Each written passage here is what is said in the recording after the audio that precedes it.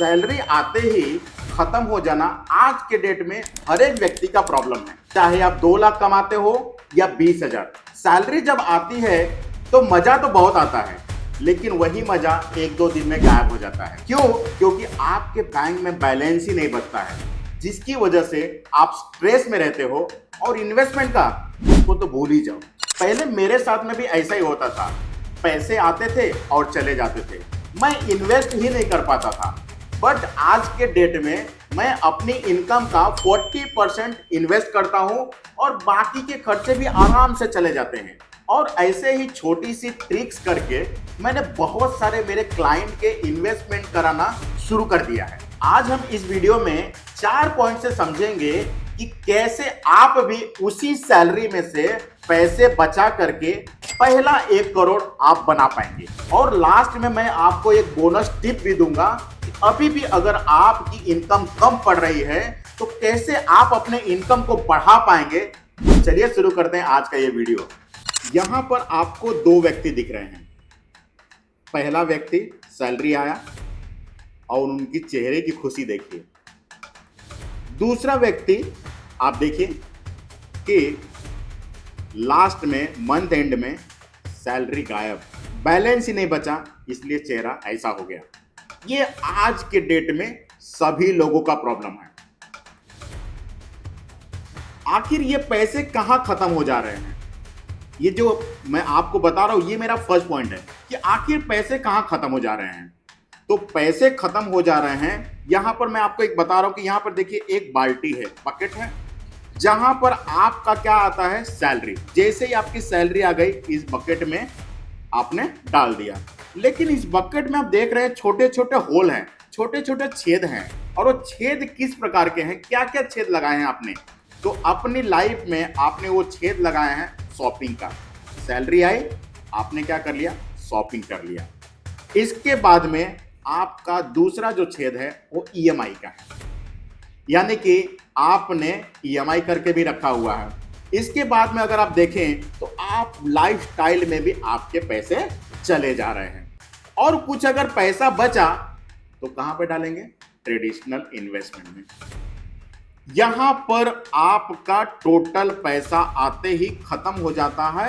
ये हर एक व्यक्ति का आज के डेट में प्रॉब्लम है। अब उसका सलूशन क्या है? उसका सलूशन ये है कि इस लीकेज के पीछे जो रीजन है उसको आज हम लोग ढूंढेंगे। आखिर क्यों मैं इतने पैसे खर्च कर देता हूं और मुझे पता नहीं चलता है? तो सेकंड पॉइंट ये है। अब सेकंड पॉइंट में पहला जो पॉइंट है, नो बजटिंग। मतलब हम अपने पैसों का, हम अपने सैलरी का बजटिंग ही नहीं करते हैं।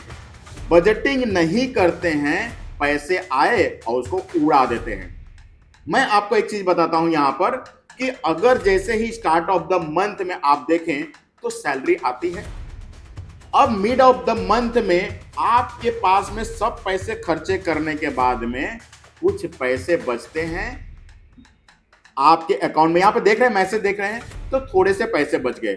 और अगर एंड ऑफ द मंथ में आप देखें तो आपके पैसे नील बटा सन्नाटा, पैसे चले गए। अब यहां पर मेरे को एक बात याद आ रही है।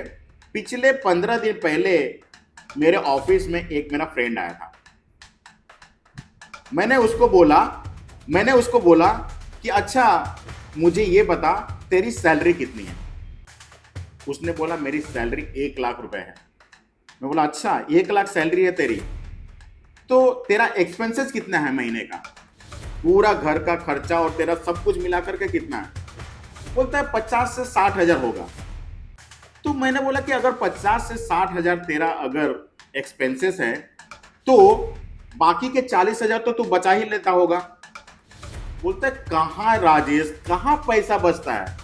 मैं बोला फिर तू बात क्या कर रहा है? तू बोल रहा है कि मेरी 1 लाख सैलरी है, 50 से 60 हजार मेरा खर्चा है, तो 40 हजार तेरा बचना ही चाहिए। बोलता है नहीं भाई, मेरे पास में दिन के 2-3 हजार बचते होंगे। तो मैंने उसको कहा इसका मतलब तू बजटिंग नहीं करता है। और यही आज के डेट में हम सभी लोगों का प्रॉब्लम है।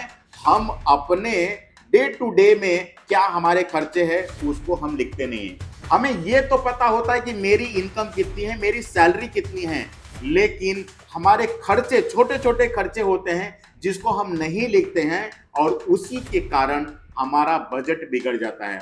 अगर आज से आप सोचे कि छोटे छोटे खर्चे आप लिखते जाएं तो डेफिनेटली आप अच्छा खासा पैसा बचा सकते हैं। आगे चलते हैं हम लोग। इसके बाद में आता है इंपल्स बाइंग। इंपल्स बाइंग में यहां पर आपको दिखा रहा हूं, यहां पर आप देखिए अमेजन में सेल लगा हुआ है, फ्लिपकार्ट में लगा हुआ है, मीशो में लगा हुआ है। अब यहां पर आप क्या करते हैं कि बिना सोचे समझे करो शॉपिंग, उड़ाओ पैसे, करो खर्चे। मतलब आपके पास में पैसे जो होते हैं, सेल लगा नहीं कि आपके घर में वो चीज होते हुए भी आपको वापस वो चीज लेना है। जैसे ही शॉपिंग, जैसे ही आपका ये सेल लगा, आपको आपका फोन पुराना लगने लगता है। आपके घर में शर्ट पैंट ऑलरेडी है, फिर भी आप क्या सोचते हैं कि आज ये जो शर्ट नहीं लेता हूं जो आज 500 का मिल रहा है, सेल खत्म होने के बाद में यही शर्ट 1200 का हो जाएगा। बट उसको लेने की जरूरत नहीं कि ऑलरेडी आपके पास में है, ऑलरेडी आपका फोन चल रहा है, गुड कंडीशन में है, फिर भी सेल लगा है, इस वजह से मुझे लेना है। इसीलिए आपका यहां पर भी पैसा खत्म हो जाता है। आज के डेट में मैक्सिमम लोगों का यही प्रॉब्लम है। समझ रहे हैं आप? तो आगे हम लोग चलते हैं। उसके बाद में हम देखते हैं ट्रेडिशनल स्कीम्स। अगर फिर भी कुछ पैसे बच गए तो भाई हम खर्चे कहां करते हैं, डालते कहां पर हैं? फिक्स डिपॉजिट में, पोस्ट ऑफिस में, LIC में, PPF में, सुकन्या समृद्धि जैसी योजना में। अब ट्रेडिशनल स्कीम तो ट्रेडिशनल स्कीम्स ही रहेगा। यानी कि आज के डेट में हम देखें तो हमारा इन्फ्लेशन चल रहा है 7 से 7.5%, और ये जितने भी आपको मैं स्कीम्स बता रहा हूं, ये सारे इन्फ्लेशन को बीट नहीं करते। 7% के नीचे ही ये लोग रिटर्न देते हैं। अब आप मुझे बताइए कि आपका पैसा कैसे बनेगा जब आप ट्रेडिशनल स्कीम्स में पैसे डाल रहे हैं जो इन्फ्लेशन को बीट नहीं करता है? तो आपका पैसा कभी नहीं बनेगा, कभी आप वेल्दी नहीं हो पाओगे। मैं यहां पर एक चीज और बोलना चाहूंगा कि कभी आपने, जो हमारे देश के बिलियनियर हैं, करोड़पति हैं, अरबपति हैं, उनको आपने कभी देखा है ये सारी स्कीम्स में इन्वेस्टमेंट करते हुए? नहीं देखा है ना। इसीलिए आज वो ना अरबपति हैं, और हम इससे बहुत प्यार करते हैं। इसीलिए हम कभी भी करोड़पति नहीं बन सकते। इस बात को मान लीजिए, ये सच्चाई है। तो इसको मानेंगे तभी आप कुछ अच्छा करेंगे, नहीं मानेंगे तो जैसा लाइफ चल रहा है चलते जाएगा, क्योंकि यहां पर आपका पैसा बन नहीं रहा है, डे बाय डे घट रहा है, क्योंकि इन्फ्लेशन उसको खा रहा है। समझ में आ रहा है? चलिए आगे चलते हैं। इन खर्चों से आखिर कैसे बचें और अपना वेल्थ कैसे बनाएं, ये मेरा थर्ड पॉइंट है। अब यहां पर आपको मैं एक फाइनेंशियल रूल बताने जा रहा हूं। अगर इसको भी आपने फॉलो कर लिया, अभी तक आपने कुछ भी नहीं किया होगा, और आज से अगर ये रूल को भी फॉलो कर लिया, तभी भी आप आपका वेल्थ बना सकते हैं। मैं जो बोल रहा हूं उसके हिसाब से आपको काम करना पड़ेगा। अब मैं यहां पर आपको बताता हूं कि अगर आपकी सैलरी 1 लाख है मान लीजिए, तो यहां पर 30-30-40 का मैं आपको रूल बताने जा रहा हूं, जिसमें से 30%, 1 लाख की सैलरी का 30% यानी कितना हुआ? 30,000 रुपया। 30,000 रुपया आपके नीड में जाना चाहिए, जिसमें आपका रेंट आ जाता है, ग्रोसरी आ जाता है, इलेक्ट्रिसिटी बिल आ जाता है, मेडिसिन बिल आ जाता है। ये सारी आपकी नीड है, इसको आप कुछ नहीं कर सकते, ये तो आपको खर्चा करना ही पड़ेगा। तो यहां पर कोई भी आपको टेंशन लेने की जरूरत नहीं है। 30% आपको आपकी नीड पर खर्च करना है। उसके बाद में जो बचा हुआ 30% है, वो आपकी EMI में जानी चाहिए। अगर आपकी 1 लाख की सैलरी है, 1 लाख का इनकम है, तो 30,000 के ऊपर आपकी EMI नहीं जानी चाहिए, जिसमें आपका home loan, car loan, personal loan, business loan. अब आप कहेंगे कि एक एक चीजों के लिए 30-30% है क्या?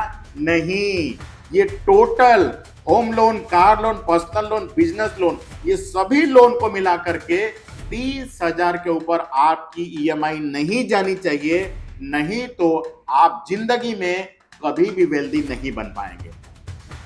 अब आपने देखा कि 1 लाख में से 60,000 आपके यहां पर चले गए, बचा आपका जो 40% है, 40,000 है, वो आपको क्या करना है, उसको एसआईपी में इन्वेस्टमेंट करना है। 40,000 आपको एसआईपी में इन्वेस्टमेंट करना है महीने के, और उसको 15 साल के लिए करना है।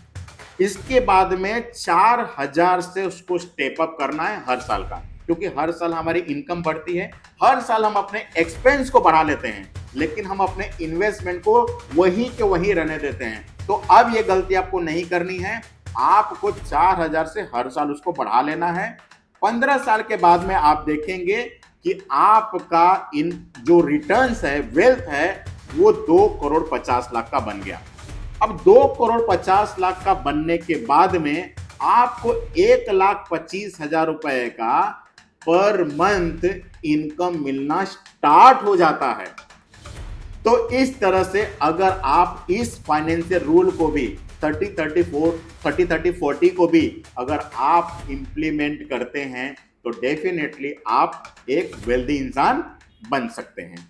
आगे चलते हैं हम लोग, 4th पॉइंट। अब आप कहेंगे कि सर ये सुनने में तो बहुत अच्छा लगता है, बट प्रॉब्लम वहीं के वहीं है। हम एसआईपी कैसे कर पाएंगे अगर हमारे पास में पैसे ही नहीं बचते? तो पैसे ही नहीं बचते तो मैं एसआईपी कैसे कर पाऊंगा? तो उसका भी रास्ता मैंने इस वीडियो में निकाला हुआ है, ठीक है। अब कैसा है कि जैसे ही आपकी सैलरी आती है, 1 तारीख को, 1 अप्रैल को आपकी सैलरी 1 लाख क्रेडिट हो गई। आप यहां पे देखिए कि आपकी सैलरी 1 लाख क्रेडिट हो गई। उसके दूसरे दिन बाद ही आपका एसआईपी होना चाहिए। 2 या 3 तारीख को आपको क्या करना चाहिए, आपका इन्वेस्टमेंट हो जाना चाहिए। इसी तरह से मैं भी करता हूं। मेरे इनकम का 40% जैसे ही इनकम आया, तुरंत मेरा इन्वेस्टमेंट कर देता हूं। उसके बाद जो बचा हुआ पैसा होता है, उस पर मैं अपने खर्चे को मेंटेन करता हूं, और मेरा पैसा बहुत अच्छे से मेरा वेल्थ बना रहा है। और आपका भी यही चीज हो सकता है आने वाले समय में, ठीक है। अब जैसे मैंने कहा था वीडियो के स्टार्टिंग में ही कि मैं आपको एक बोनस पॉइंट दूंगा, जो 5वां पॉइंट होगा कि अगर ये करने के बाद में भी आपके पास में पैसे नहीं बचते हैं, तब भी आप अपने इनकम को कैसे बढ़ा सकते हैं। इस बात को अगर आप जानना चाहते हैं तो कमेंट में आप इसको जरूर लिखें, इनकम। उसके बाद में आपको और क्या क्या करने हैं मैं आगे के स्लाइड में आपको बता रहा हूं। अगर आप चाहते हैं, आपकी इनकम कितनी भी हो उससे कोई लेना देना नहीं है। अगर आप चाहते हैं कि आप 10,000 से 50,000 महीने का इनकम हमारे साथ मिलकर के कमाना चाहते हैं, तो यहां पर आपका कोई भी एज लिमिट नहीं है। आप मेल हो फीमेल हो कोई फर्क नहीं पड़ता है। यहां पर कोई भी आपको इन्वेस्टमेंट नहीं करना है, कोई भी ऑन बोर्डिंग चार्जेस नहीं देनी है। आपको यहां से हमारी टीम का फुल सपोर्ट मिलता है, मिलता रहेगा। आपको सिर्फ 2 काम करने हैं।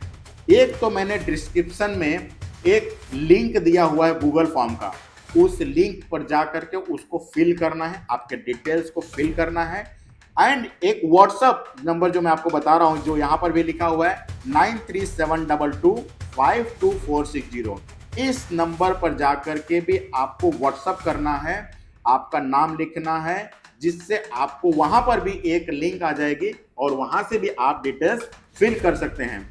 अगर आप इंटरेस्टेड हैं इनकम करने में, ये सारे प्रॉब्लम्स आपको नहीं हैं, तो डेफिनेटली ये चीजों को आपको करना चाहिए, जिससे आप अपने इनकम को बढ़ा पाएंगे। तो दोस्तों मुझे आप बताइए कि ये चीज आपको कैसा लगा। अगर ये चीज आपको पसंद आया तो आपको मैं यहां बोलना चाहता हूं कि आपके जितने भी दोस्त हैं, जितने भी आपके रिलेटिव हैं, अगर उनको भी इनकम कम पड़ रही है तो डेफिनेटली इस वीडियो को फॉरवर्ड करिए और उनको ये गूगल फॉर्म भरने के बोलिए। आप लोगों को भर भर के पैसा मिलेगा। थैंक यू दोस्तों, मिलते हैं अगले वीडियो में, तब तक के लिए जय हिंद।